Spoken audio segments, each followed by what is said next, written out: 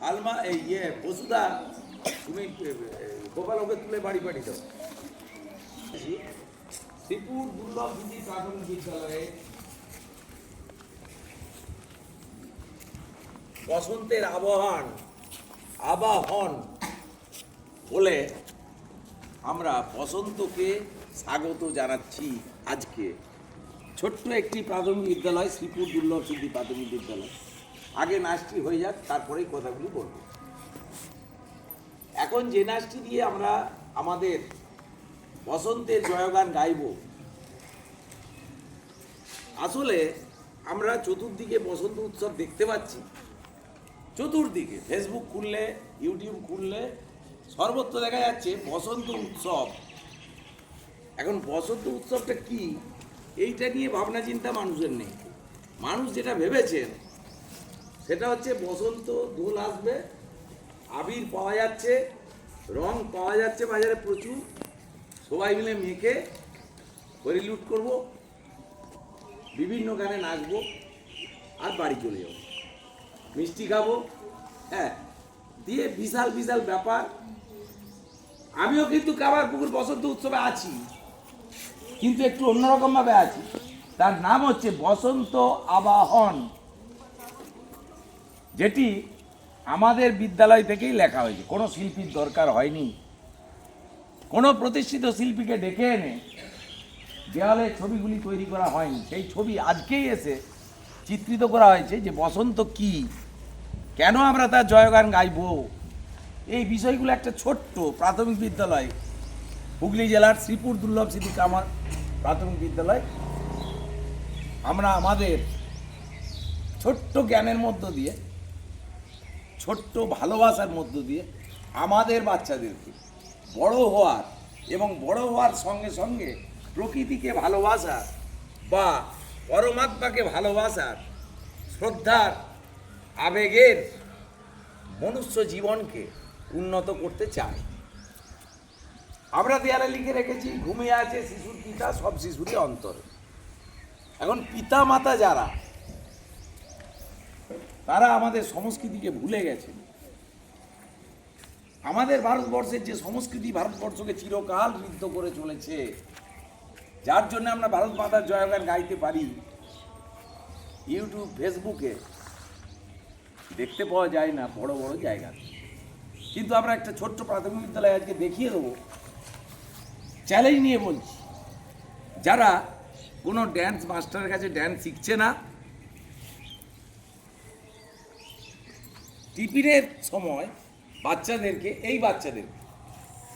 দেখানো হয়, দেখে দেখে ওরা প্র্যাকটিস করে আজকে শ্রীপুর দুর্লভ সিদ্ধি প্রাথমিক বিদ্যালয়ের গৌরব বৃদ্ধি করবে। যারা, তাদেরকে আমরা ভগবান ভগবতী বলেই পূজা করতে থাকি এবং করিও তাই।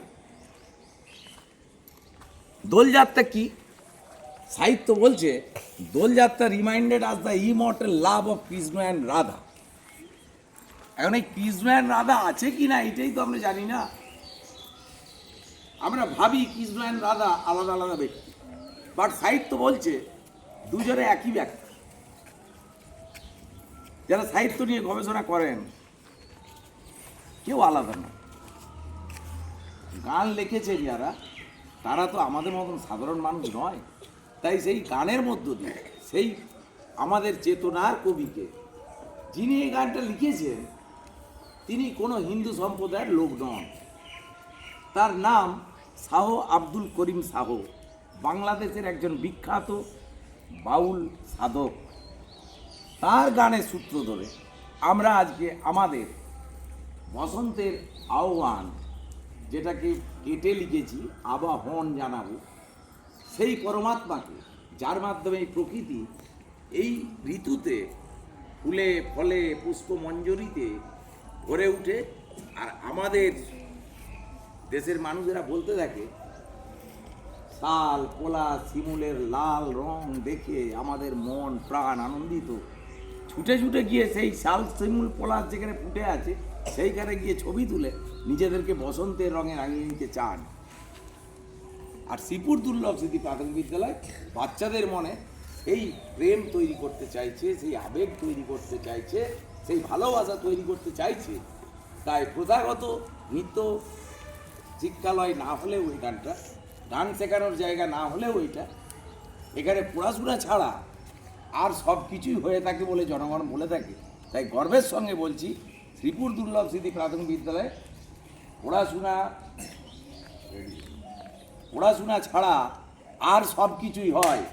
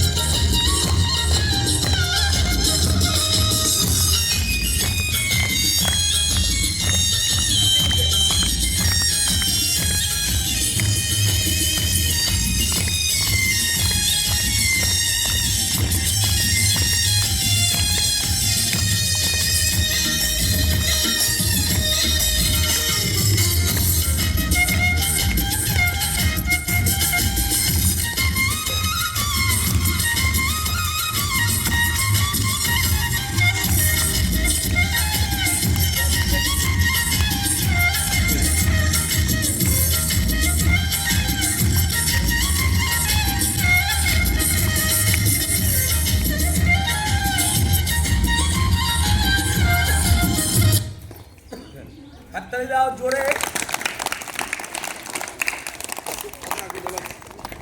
পল্লবী লিঙ্গ সঞ্চারিণী, হ্যাঁ, ওকে। প্রথমেই সেই পরমাত্মার প্রতি শ্রদ্ধা জানিয়ে এরপর প্রকৃতির দিকে যাব। আজকে বিদ্যালয়ে এসে এই ছবির মানে না বলে দিলে বলে যে কি উল্টো পাল্টা ছবি আঁকছে, বিদ্যুৎজনেরা বলছে আমাকে, সেটা আমাদেরকে দেখতে হবে। আসলে আপনি মানে করতে পারছেন না স্যার। এই ছবির মানে করতে গেলে এই গানটাই আরেকটু ঘি দরকার হবে। এই ছবিটা স্কুলে আসার পরেই ওই দিকের কোণের মানুষটিকে এঁকেছি, যার হাতে একটা পাখি বসে আছে। আজকের এই শিক্ষা ব্যবস্থায় যেখানে বাচ্চাদের শৈশবকে কৈশোরকে কেড়ে নিয়ে তাদেরকে ছোট্টবেলায় অকালপক্ষ করার প্রতিযোগিতায় নেমে পড়েছে বাবা মায়েরা, সেইখানে শ্রীপুর দুর্লভ স্মৃতি প্রাথমিক বিদ্যালয় দিশা দেখাতে চাইছে। এবং কিভাবে আমাদেরকে পিছনে ফেলে দেওয়া চক্রান্ত চলছে সেটা আজকে বিদ্যালয়ের ছাত্রছাত্রীর মাধ্যমে প্রমাণিত হলো। যারা সত্যিকারের বিদ্যালয়কে ভালোবাসে তারা বিদ্যালয়ে উপস্থিত হয়েছে। আজ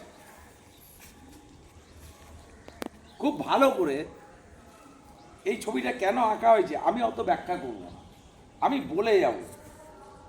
আজ আমার ভেতর শৈশবের উঠোন নেই, কৈশোরের দৌড় নেই, উন্মত্ত দুপুরের সাহস নেই। তবুও মাঝে মাঝে হঠাৎ বৃষ্টিতে ভিজে গেলে মনে হয় আমি এখনো শেষ হয়ে যাইনি। ও চন্দ্রাভা, তোমারও কি গোপনে কেঁপে ওঠে প্রাণ পুরনো বাঁশির সুরে, যখন রাত খুব গভীর হয় আর শহর তার সব আলো নিভিয়ে ফেলে, তখন কি তুমিও শোনো অচেনা গ্রামের ডাক?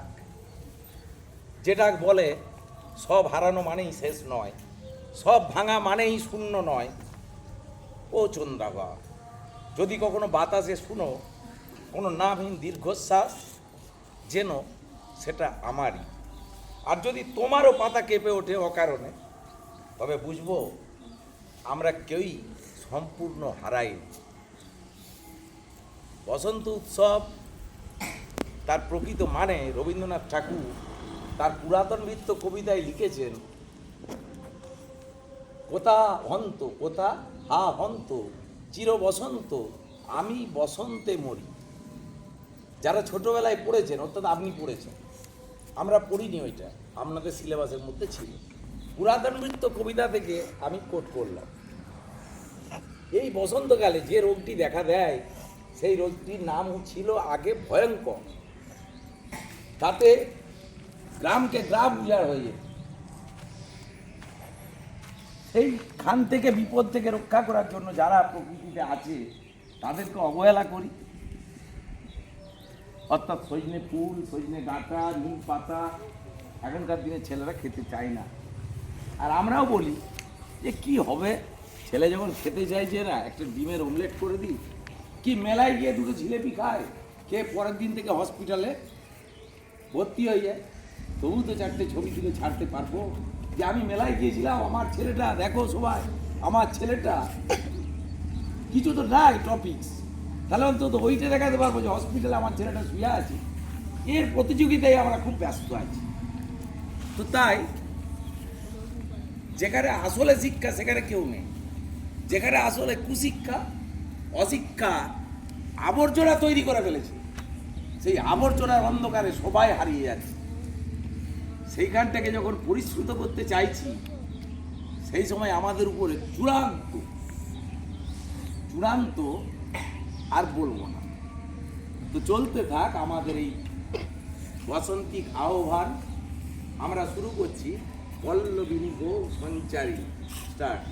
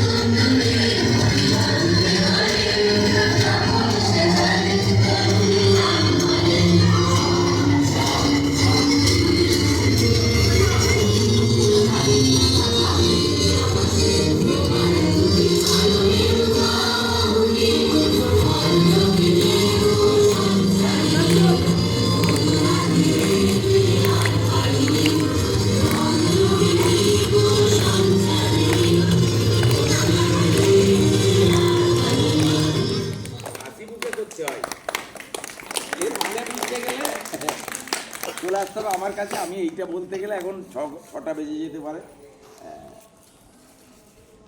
এরপরে আপনারা একটু স্টেজে বসুন, কারণ আপনাদের তো এরপরে নেই। যাদেরকে দেখাবো এরপর তারা হচ্ছেন আমাদের বিশিষ্ট একজন প্রধান অতিথি এবং একজন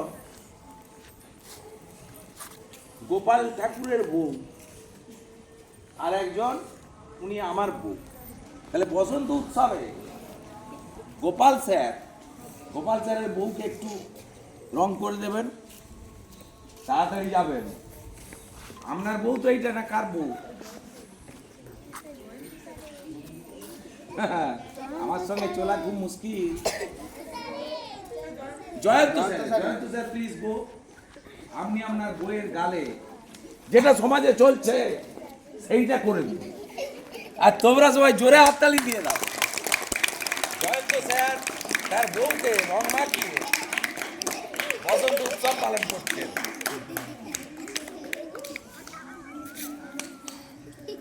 ভালো করে, হ্যাঁ ঠিক আছে, ছেড়ে দাও। হ্যাঁ, আর আপনিও আপনার বরকে মাখিয়ে দিন। নিন আপনার বরকে মাখান ভালো করে, গোটা মুখে জবজবে ভালো করে। হ্যাঁ, জোরে হাততালি দিতে থাকুন।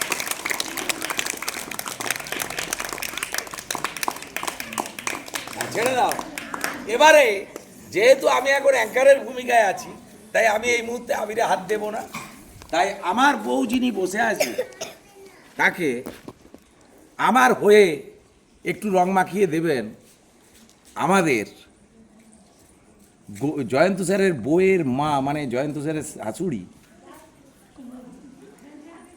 Please come.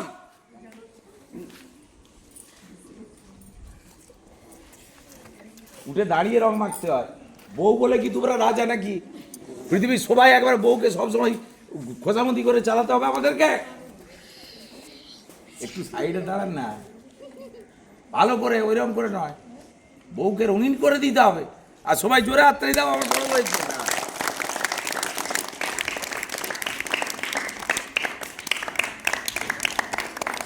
নমস্কার, আপনি কি আপনার আসুন। এখন কথা বলতেই হবে, না বললে কি হবে? কে দর্শক হবে আমার দেখাতে ওখানে? একটা দর্শক হলেই কাপ। এখন এই দুটি ছেলেকে ওইখানে বসানো হয়েছে কেন?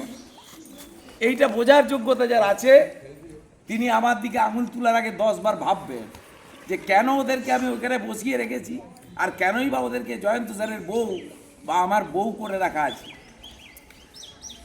গার্জেনদের উদ্দেশ্যে, বাবা মায়েদের উদ্দেশ্যে, মাস্টারমশাইদের উদ্দেশ্যে একটা দুটো কথা বলে আমরা পরের নৃত্যে যাব। যে আমরা ছোটবেলা থেকে বড়রা বিশ্বাস করি, মায়েরা বিশেষ করে, যে ছেলে অন্যায় করেছে মানে ওকে 2 থাপ্পড় দিয়ে দেওয়া চলবে, বেলনায় করে একবার পিঠে দেওয়া যাবে, গরম খুন্তি ছেঁকা দেওয়া যেতে পারে, মানে খুব বেশি ডোজ হলে। আবার কখনো বা তোমার কি খুন্তির ছেঁকা খাবার ইচ্ছা হয়েছে মা, খাবে? এই যে মা, এই দিকেরটা, হ্যাঁ এইখানে টুকি খাবে, তাহলে আমার কাছে আজ। আচ্ছা ঠিক আছে, ভেরি গুড। আমরা যেটা দেখে থাকি ঠিক আছে, সেটা কি হয়, ছোট ছেলেকে মারা খুব সহজ, কারণ তাদের শক্তিটা কম। আমাকে এসে মারুন না, আমি তো প্রতিদিন বলছি আমাকে এসে ওদের পরিবর্তে মেরে দেবেন, তারপরে ঘর যেতে পারলে জানবো যে হ্যাঁ আপনি মায়ের দুধ খেয়েছেন, আমি খাই। যেটা মাস্টারমশাইদের রোগ গোটা পৃথিবী জুড়ে। ফেসবুকে মাস্টারমশাইরাই কমেন্টস করছে, বিদ্যুৎজনেরা কমেন্টস করছেন, লাঠি তুলে দেওয়ার ফলে পশ্চিমবঙ্গের শিক্ষা ব্যবস্থা শেষ হয়ে গেল। আসলে আপনি মনস্তত্ব নিয়ে কিছুই ভাবতে পারেন। জিনিসটা হচ্ছে কামারপুকুরে মেলা চলছে, ইললিগ্যালভাবে আপনাকে ঠেলাঠেলি করে এক জায়গায় ঢুকিয়ে দিচ্ছে। এরকম করে রাগে মাথাটা বাঁকালেন, দেখলেন লোকটা আপনার থেকে একাধ বড়, না দাদা সরি, আমার সরি, এটা করেন। আপনার শক্তির বাইরে চলে গেলেই বীর পুরুষত্ব আপনার কমে যায়।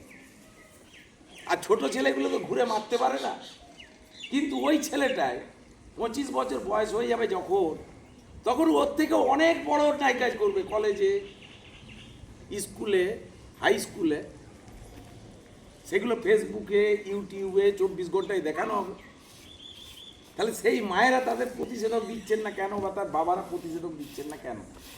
টিকা, বাসন্তিক টিকা, রোগ হবে না যেটা, সেটা সঙ্গে সঙ্গে মাস্টারমশাইদের নামে দেখে দেওয়া হচ্ছে। ওই স্কুলে আর পড়াশোনা হচ্ছে না।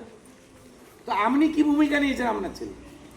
এটা কিন্তু সমাজ বলেন, তারা বলে ছেলে স্কুল গেছে, সব মাস্টারমশাইদিকে ঘিরে নিয়ে বসে থাকতে হচ্ছে, কিন্তু বাস্তবে এইটা হচ্ছে না। আমরা দেখেছি, আমার যখনই শক্তি কমে যাবে তখন বলছে বেটা কি আর করবি, নাকে দেবে মরবি, এর বাইরে আর ক্ষমতা নেই, কারণ বেটা দুম দুম করে দিয়ে দিতে পারে বেশি বাড়াবাড়ি করে, যদি আমি সেই রকম ছেলে মানুষ করতে থাকি। তাহলে আমাদের লেখা মারতেই হবে, নাহলে বিদ্যালয়ে লেখাপড়া হবে না, এই বিশ্বাস সাইকোলজি, শিশু সাইকোলজি আর বিশ্বাস করে না। এর বিভিন্ন ধরনের এক্সপ্লেনেশন আছে, বড় বড় শিশু মনস্তত্ত্ববিদেরা বলেছেন। এখন আমরা এইভাবেই বিদ্যালয়টা চালাচ্ছি দীর্ঘদিন, যে মারধর হবে না, কিন্তু আমি মেলা বা অন্য টাইমেও বিনা পয়সায় জিলেপি খাওয়াতে পারি, তোমাদের পয়সা লাগবে না, বাবা মাকে দিতে হবে না। জিলেপি, ল্যাংচা, আমি তো গুরুদেব আছি আমার, না সে গুরুদেব আমাকে অটোমেটিক দিয়ে দেয়। হঠাৎ করে 200 টাকার ল্যাংচা আমার হাতে চলে আসবে, আমি যে কোনো সময় সবাইকে বিনা পয়সায় দিয়ে দিতে পারি। এই জন্য আমার ছেলেগুলো আমাকে বিরাট ভালোবাসে। এই জন্য তারা ঘ্যামে বলে দেবে দাড়ি কেটে এসছি বেটা, ফেস ওয়াশ করে এসছি, তাহলে বলে দাও পৃথিবীর মধ্যে সবচেয়ে দেখতে ভালো কে? এগুলো একটু শুনে নেবে, হ্যাঁ এমনি এমনি হয়নি। হ্যাঁ, লাঠিতে করে মেরে আ আ চিৎকার শুনতে পাওয়া যায়। পৃথিবীর বাইরে আকাশে দেখতে ভালো কে? হ্যাঁ, উপরেও আমি। তাহলে আমি আছি মোটামুটি, হ্যাঁ যাই করুন, আমি এখন থাকব, এখনই হবে না, আমাকে সরিয়ে দেওয়া যাবে না। তো এরপরে আমরা আসবো, এখন আমরা একটু বনের দিকে যাব। বনে কি হচ্ছে একটু দেখে আসি। সেইখানে যারা নাচে তাদেরকে আগে অবহেলা করা হচ্ছে, এখন ভালো ভালো ফোক শিল্পীরা গান লিখেছেন, যেগুলোকে আমরা ফোক সং বলে একটু বাঁকিয়ে চলে যেতাম, সেই নাচগুলো নেচেই আমরা পুরস্কার কুড়িয়ে আনছি। সেরকম একটি নাচ নিয়ে আমাদের বিদ্যালয়ে যারা একবারে কাল থেকেই শিখছে এটা, তারা উঠে আসছে। আমার ছোট্ট পরীরা চলে এসো, আসছে দেখেছো? পরি না, একবার রাক্ষস বুঝে যাচ্ছে, রাক্ষসের মতো না। চলো সাইজ করে দাঁড়িয়ে পড়ো। আর পড়াশোনা করতে চাইছে না, ওখানে ভর্তি হওয়ার পরেই জোর করে জেনে ফেলেছিল যে আমার গুরুদেব আছে, যে ওর মনস্কামনা পূর্ণ করতে পারে। তাই স্কুল থেকে ছুটতে ছুটতে বেরিয়ে লাভ আয়া পর্যন্ত তাড়া করেছে আমার পিছনে, একবার এসো গো, একবার এসো। সবাই দেখেছে। তুমি কেন করেছিলে এটা? তোমার এখন পড়াশোনা করার বয়স না বিয়ে করার বয়স? তুমি আমার মালা পরে এসছো এই জন্য? এত সাহস তোমার? ওর তাহলে আজকেই বিয়ে দেওয়া হোক। ধামসা মাদলের সুরে আমরা আজকে আপনার বিয়ে দিয়ে দেব। রাজি তো? রাজি না রাজি নয়? এই দেখো কোনো কথা বলে, মানে মৌনম সম্মতি লক্ষণম সংস্কৃতে বলা আছে, মানে চুপ করে দাঁড়িয়ে থাকলে ধরে নিতে হবে। পার্বতীকে জিজ্ঞাসা করছেন, মানে দুর্গা মাকে জিজ্ঞাসা করা হচ্ছে বিয়ের আগে। ঘটকরা এসছে, বলছে শিবকে ভালো লাগে। তখন সে তার বুড়া আঙুলটা এরকম করে ঘষছে আর হাতে একটা পদ্ম ফুল ছিল, সেই পদ্মফুলের ডাঁটাগুলো খসি খসি ফেলছে। ভাষা সাহিত্য কি বলছে? লীলা কমলপত্রাণী গণয়াম আসু পার্বতী। এর মানে হচ্ছে মেয়েরা সহজে বলে না যে একে আমার ভালো লেগেছে, চোখে এরকম করে দেখে নিতে।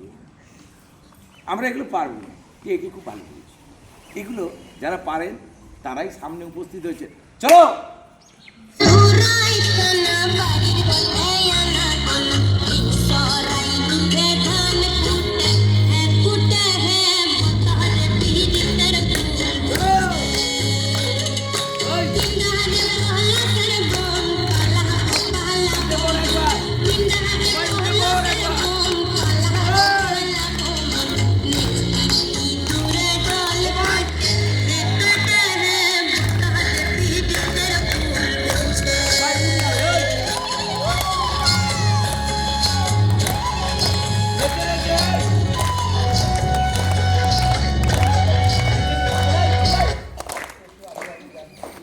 আবার চলো, এবারে আরেক দল ঢুকবে।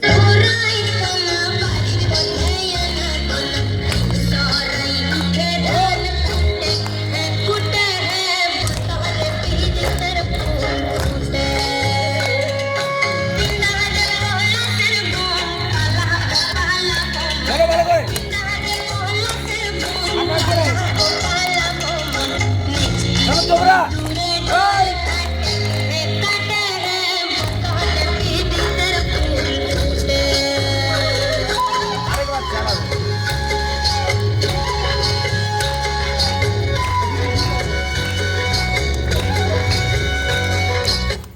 আরেকবার চালাও, আরেকবার।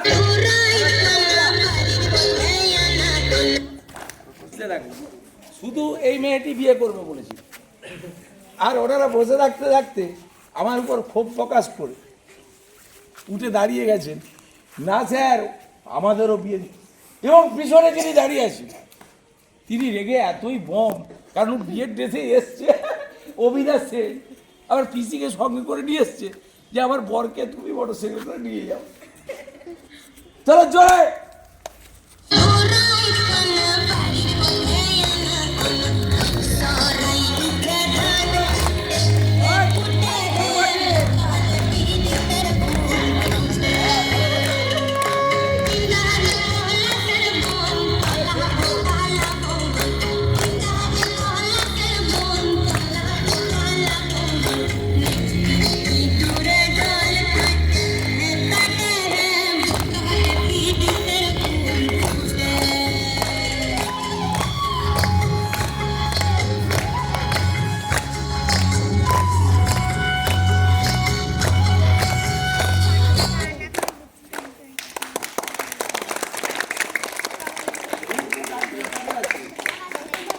তোমরা বসো, তোমরা চলে দেখুন যে ছবিটা এঁকে রাখা আছে তার গায়েও একটি পাখিকে এঁকে রাখা আছে। বসন্ত উৎসবকে বোঝাতে চাইছি বাচ্চাদের মনে যে বসন্ত উৎসব রং মেখে অন্য সব কিছু করার নয়, প্রকৃতিকে ভালোবাসতে জানার নাম হচ্ছে বসন্ত উৎসব, আর পরমাত্মাকে জানার নাম হচ্ছে বসন্ত উৎসব। তাই আমরা বনে প্রবেশ করেছিলাম, এবারে সেইখান থেকে সুন্দর কোকিলের কুহু তান ভেসে আসবে। ওকে, সবাই শুনতে থাকুন সেই কোকিলের মধুর ডাক। বলে দাও তো তিনবার।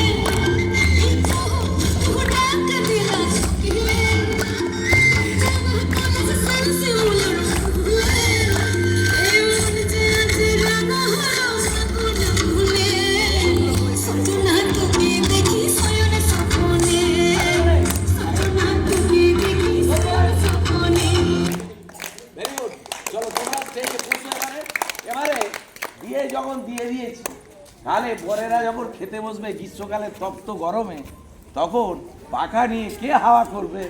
আগেকার দিনে দেখতে পাই, এই কথা বলবেন না কেউ, কথাটা দিয়েছে মানে বিরাট করে দিয়েছি।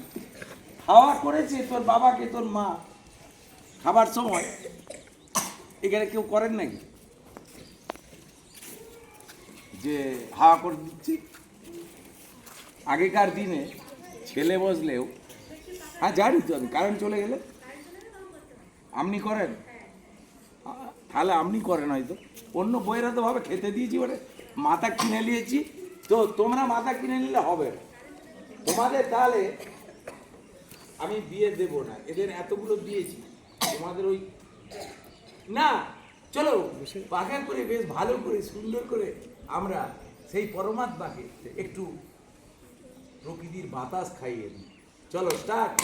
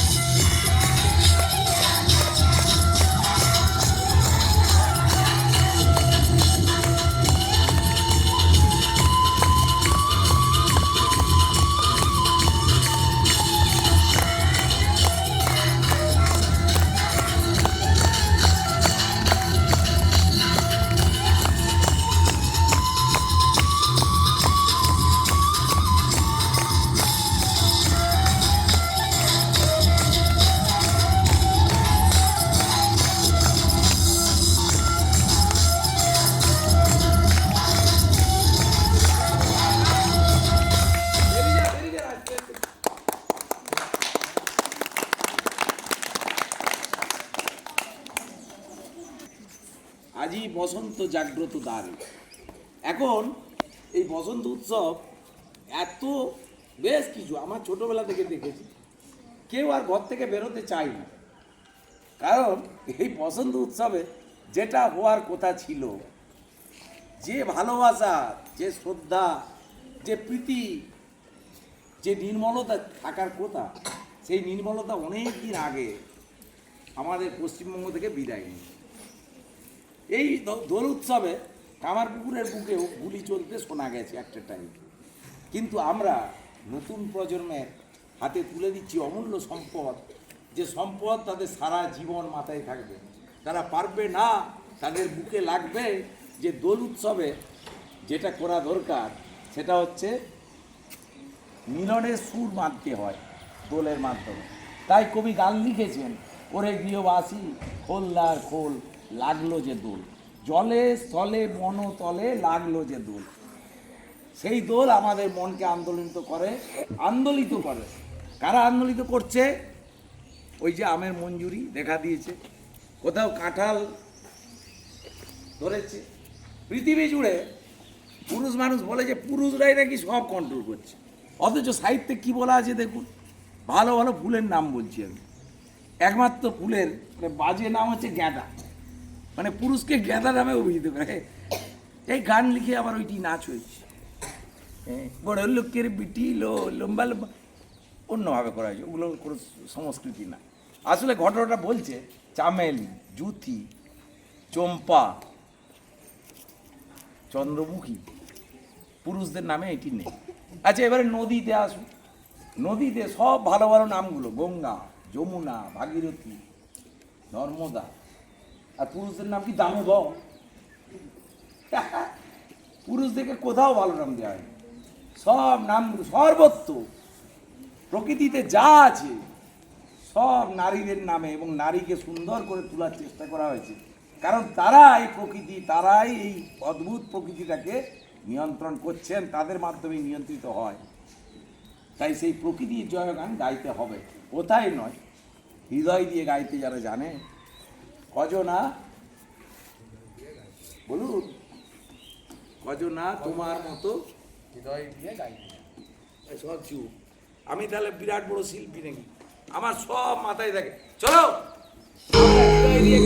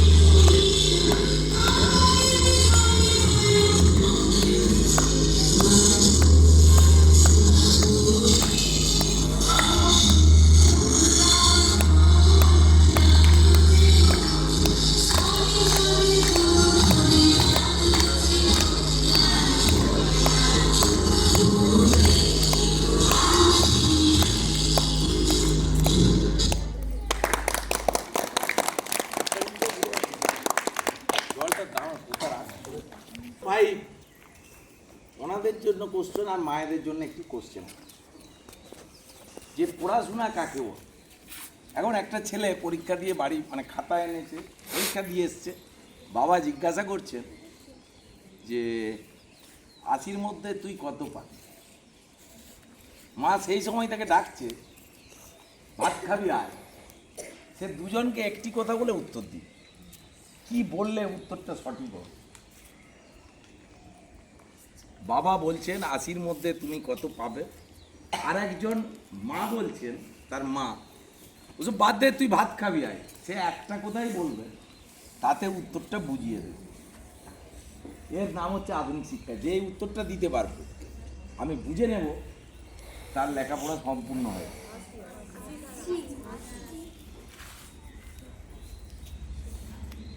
আসি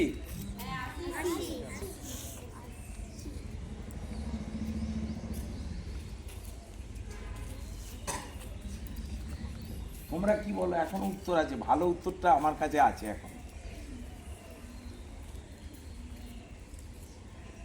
আমরা সবাই কিন্তু সবসময় বলি না এই শুদ্ধ ভাষায় আসছি, যাচ্ছি, সবাই বলে।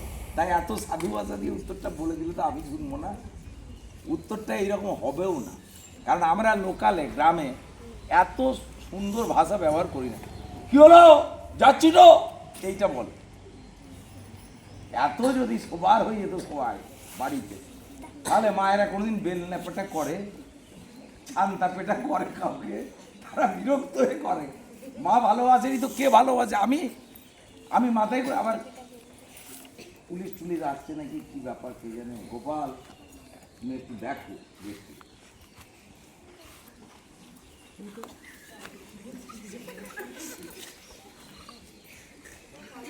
আমার তো আগালেও নিবংশ, পেছলেও নিবংশ, তো তাহলে হ্যাঁ, সভাপতি এসেছেন আমাদের প্রাক্তন, জোরে হাততালি দাও।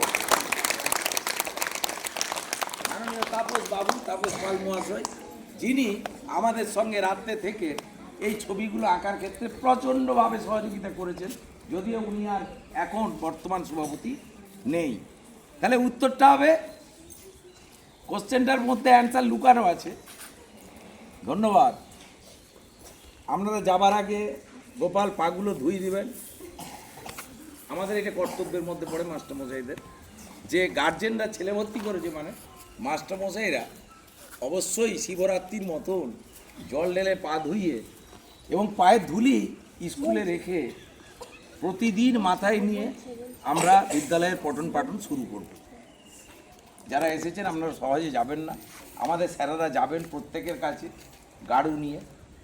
আপনাদের পদধূলি আমাদের দরকার। কথাটার মধ্যে শেষ আছে, কি আছে? একসঙ্গে আমরা একটা বাচ্চার কাছে সব রকম উত্তর চাই। কেউ বলি না কোনোদিন যে বাবা 30 পেয়েছো তো কি হয়েছে, আরেকটু চেষ্টা করো। এই তুই অভিজাত থেকে বেশি পাস রে, মানে সে একবারে অভিজাত থেকে চিরকাল বেশি পেয়েছে, ফেল করে করে হদ্দ হয়ে গেছে, তবে বিয়ে করে বসে আছে, না সে চাকরি করতো কোথাও না, সে অন্য রোজগার করতে পারত। তাহলে মায়ের অপূর্ণ ইচ্ছাটা এই বাচ্চাদের পূরণ করে দিতে হবে যে কোনো মূল্যে। তাতে ওদের গোলা টিপে মেরে দিলেও মায়ের মনে শান্তি হচ্ছে নি, বাবার মনে শান্তি হচ্ছে। নিজেরা যদি এত বিদ্যা, তাহলে আপনারা কেন MA পাস করতে পারলেন না বা MSc পাস করতে পারলেন না? ছেলেটাকে কম্পিউটার শিখতে হবে, ছেলেটাকে ছবি আঁকা শিখতে হবে, ছেলেটাকে গান গাইতে হবে, ছেলেটাকে গিটার বাজাতে হবে, ছেলেটাকে হারমোনিয়ামে গোলা থাক নাই থাক কি প্রেম ভরে মন্ডে গাও রামকে, রামকৃষ্ণ ছুটেছে মন্দির থেকে। ভাই একদিন দেখলাম সে ভূতির খাল দিয়ে হয়ে পুকুরি দেওয়া হয়ে রেল লাইন ধরে ছুটছে, ওইদিকে লোক নাই বলে। এত সুর, এত গান কোথা পাবো আর? 20, উত্তরটা হচ্ছে 20। ভাত খাবি আয়, সে রেগে গেছে, বাবাকে উত্তর দিল 20, 20 পাবে। মাকে উত্তর দিল তোমরা যা জ্বালাচ্ছ। চলো আমরা রামকৃষ্ণকে ছুটিছি কিন্তু নদীর পাড় দিয়ে ছুটছে, আগুনেরও মোহন আয়, শ্বশুর ঘরের দিকে নিয়ে গেছি। একবারে সারদা আমাকে প্রণাম করে ফিরে আসবে। ফাগুনের মোহনায়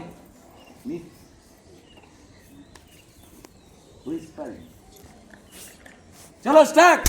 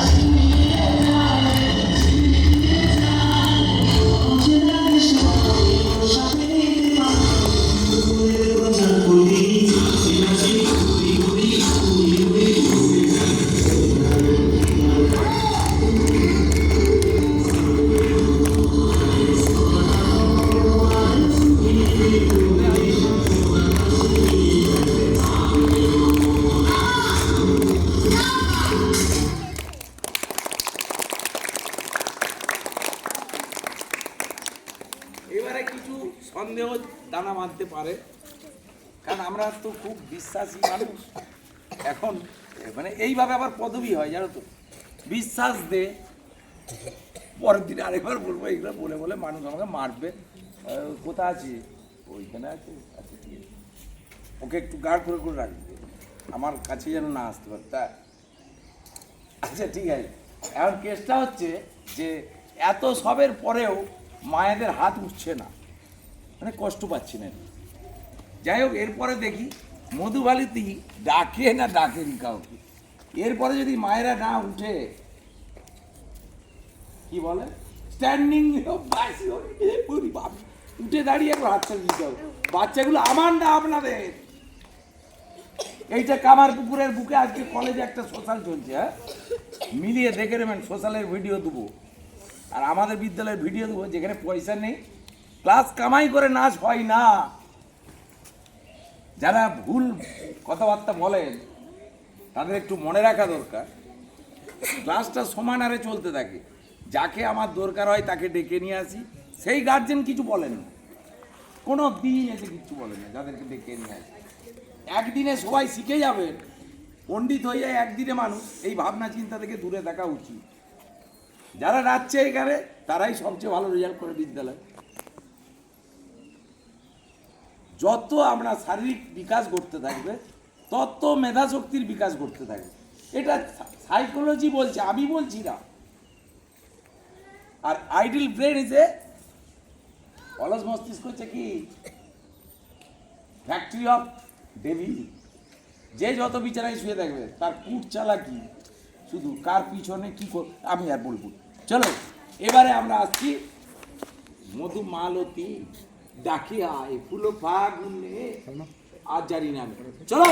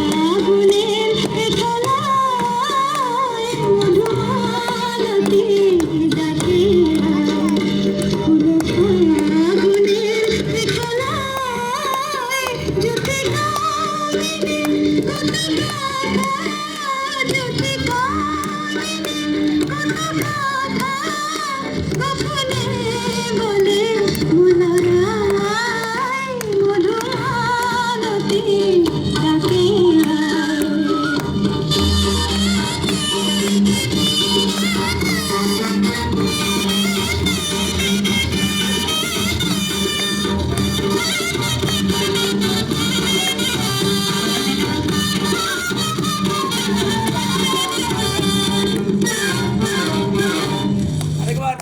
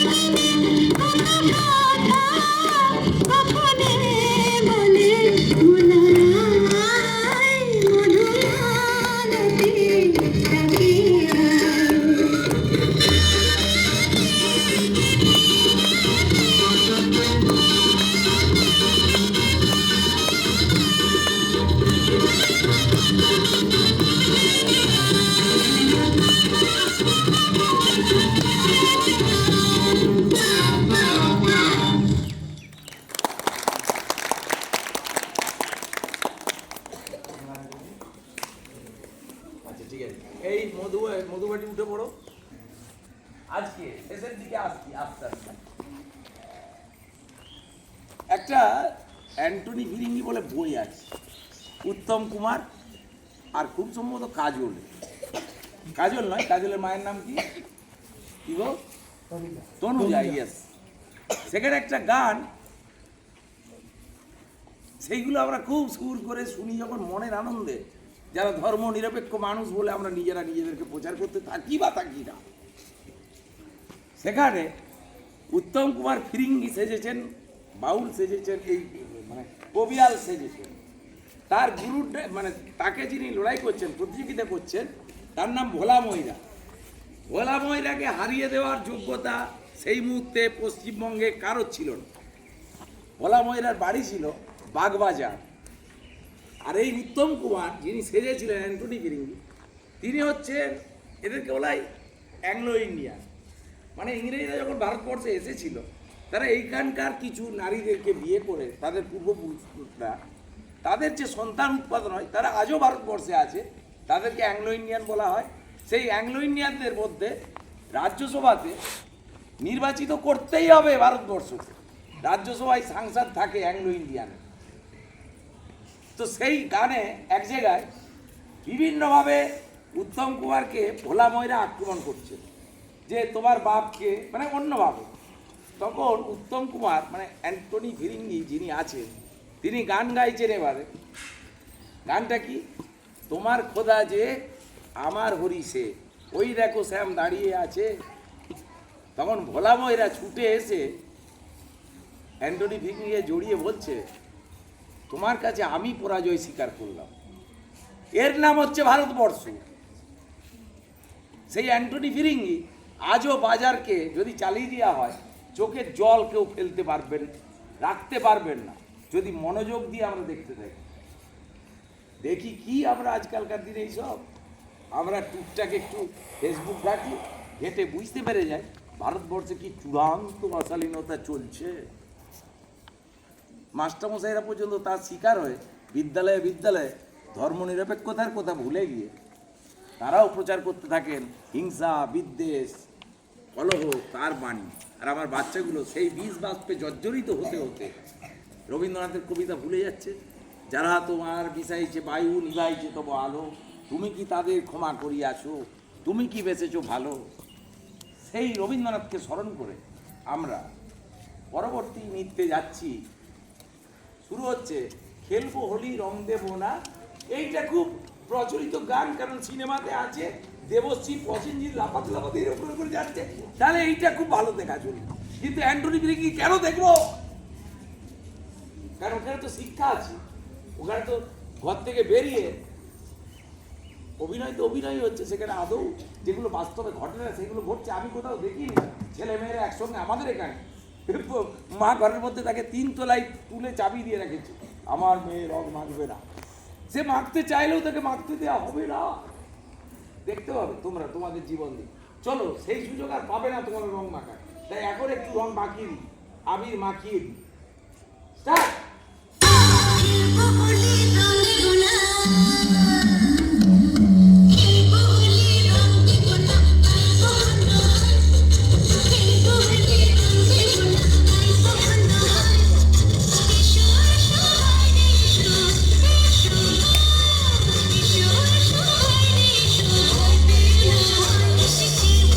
চলো তোমরা রং দাও,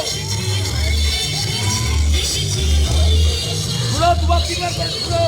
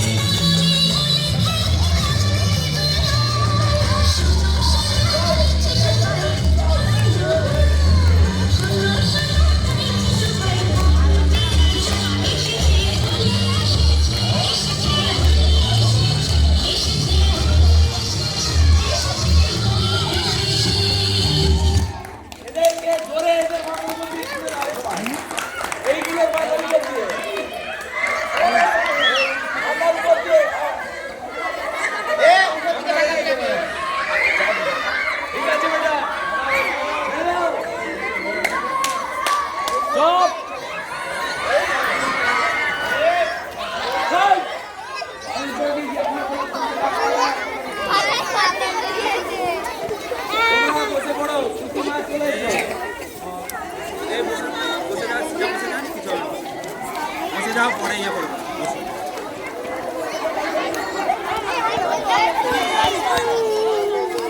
এই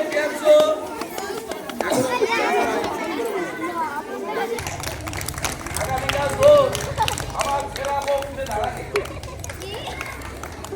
আমি একটা ভর্তি গাড়ি দেখি বুঝতে পারবি কলিযুগে একবার সামনাসামনি হয়ে গেছে এটা আমিও দেখি দেখি এটা নিয়েও পারবো ওরা মরে যাবে হিংসায় বাকিগুলো হিংসায় মরে যাচ্ছে এরপরে এই একটা হয় শুনতে চাই না আমি কিন্তু আসলে যেটা আমি আনবো শেষে সেটা হচ্ছে আমার এই ভারতবর্ষ পশ্চিমবঙ্গ আজও গরিব মানুষেরা খেতে পায় না প্রতিদিন দুপুটো ভাতের জন্য এখনো সেই মানুষেরা কুকুরের সঙ্গে ভাত কেড়ে খায় দেয় কুকুরকে হাততালি তুমি বদলাও না সেও বদলায় না শুধু পোশাকের রং বদলায় শুধু মুখোশের রং বদলায় দিন বদলায় না তাই ভূপেন হাজারিকার সেই গান আজও ভারতবর্ষের বুকে চললে বুকে ব্যথা দেয় বই তাই আমাদের হৃদয় জাগুক এই আশা নিয়ে আমার বাচ্চা প্রথম শ্রেণীর ছাত্রী আসছে বিস্তীর্ণ দুপারে অসংখ্য মানুষের হাহাকার শুনেও বিস্তীর্ণ দুপারের অসংখ্য মানুষের হাহাকার শুনেও নিঃশব্দে নীরবে ও গঙ্গা তুমি গঙ্গা বইছো কেন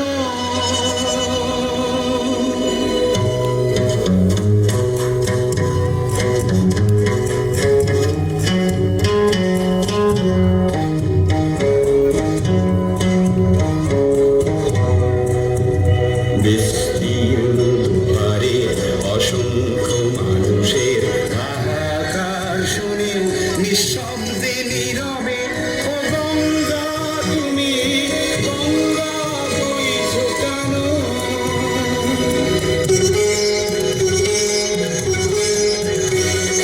নৈতিকতার স্খলন দেখেও মানবতার পতন দেখেও নির্লজ্জ অলস ভাবে বইছো কেন বিস্তীর্ণ পারে অসংখ্য মানুষের হাহাকার শুনেও নিঃশব্দে নীরবে ও গঙ্গা তুমি ও গঙ্গা বইছো কেন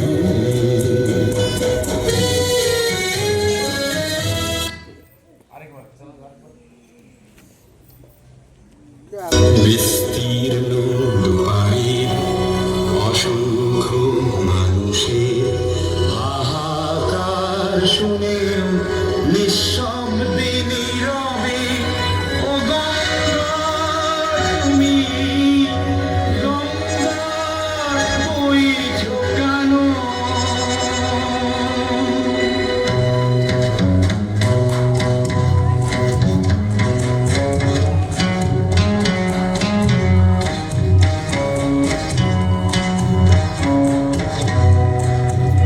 বিস্তীর্ণ দুপারের অসংখ্য মানুষের হাহাকার শুনে নিঃশব্দে নীরবে ও গঙ্গা তুমি গঙ্গা বইছো কেন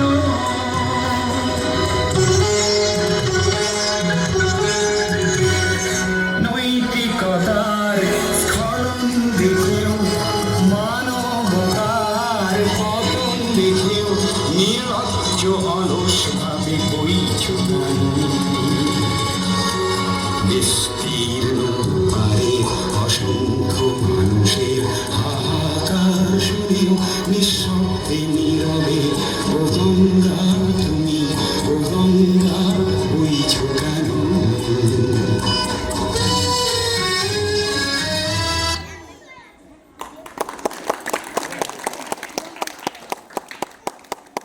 এই যে ছোট্ট বাচ্চাটি দেখবেন ভালো করে প্রথম শ্রেণীর ছাত্রী ওকে কালকে আমি রাত 9টার সময় ওর মা মেলা দেখতে এসেছিল বাবার মা আমার লাভাইয়ের ওর সঙ্গে দেখা হয় তখনও আমার মাথাটা খেলেনি অতটা বাড়ি ফিরে হঠাৎ মনে হলো যে ওকে এইটা পাঠায় দেখি এই গানটা নয় কিন্তু ফার্স্ট আওয়ারে একটা নাচ ছেড়েছি হাতের মুদ্রা একটা বাচ্চা মেয়ে বুঝতেই পারে না শ্যাডো কাকে বলে, ওর হাতটা ও চেষ্টা করেছে মুদ্রাটা পুরোটা পাঠানো হয়েছে রাত 9:30টায় পেয়েছে ওর মা।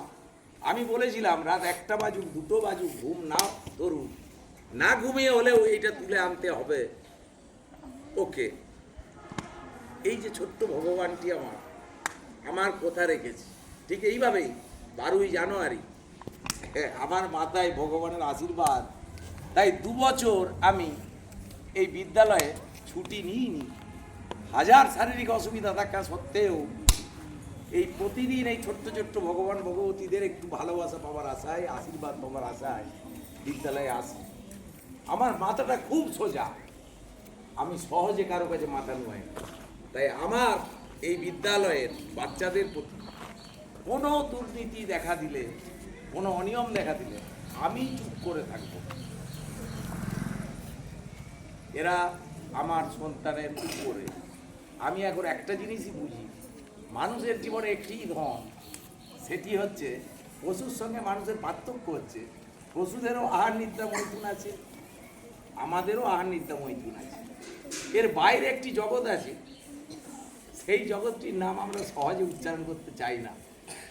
সেই জগৎটির নাম হচ্ছে থিঙ্কিং পাওয়ার, অতীতকে চিন্তা করা, বর্তমানকে বিচার করা, ভবিষ্যৎকে ভাবতে শেখা। এইগুলো যারা শিখতে পারবে তারা ভবিষ্যতে সুনাগরিক হয়ে গড়ে উঠবে। এই দৃঢ় বিশ্বাস নিয়ে আমি বিদ্যালয়ে এইভাবে পরিশ্রম করে চলেছি। এখানে অনাথা অভাগা ঘরের ছেলে মেয়ে বেশি, তাই এখানে পাদপ্রদীপের আলো আছে না, কিন্তু যেখানে দরকার নেই, প্রয়োজন নেই, সেখানে প্রদীপের আলো অজান্তেই হাজির হয়ে যায়। আর আমরা যখন একটু ভালোভাবে বিদ্যালয়টা চালাতে চাইছি, একটা প্রাইমারি বিদ্যালয় পশ্চিমবঙ্গের গর্ব তৈরি করেছি। আমি চ্যালেঞ্জ নিলাম, গোটা পশ্চিমবঙ্গের বুকে যদি কোনো বিদ্যালয়, হাই স্কুল থেকে প্রাইমারি স্কুল, ঠিক এই থিমের উপরে বাচ্চাদের পড়াশোনার ক্ষতি না করে এই এত বৃহৎ একটা সামাজিক মূল্যবোধ তুলে ধরার জন্য আমার এই ছোট্ট বাচ্চারা যারা একজন নাচ জানে, দুজন নাচ জানে, একটু তাও এই শিখছে, বাদ বাকি নাচছে বাচ্চাগুলো কেউ নাচ জানে না, তাদেরকে নাচের মুদ্রায় রপ্ত করেছি প্রতিদিন টিফিনে, ছুটির পরে নয়, টিফিনে বসে বসে। এটা যদি অপরাধ হয়, যাদের কাছে অপরাধ তারা ভাববেন না যে আমি মাথা নিচু করে আপনাদের কোথায় ভয় পেয়ে ঘর ঢুকে পড়ব। এ লড়াই আমার চলবে। ফাল্গুনের মোহনা আমি দেখতে চাই, দেখবই আমি।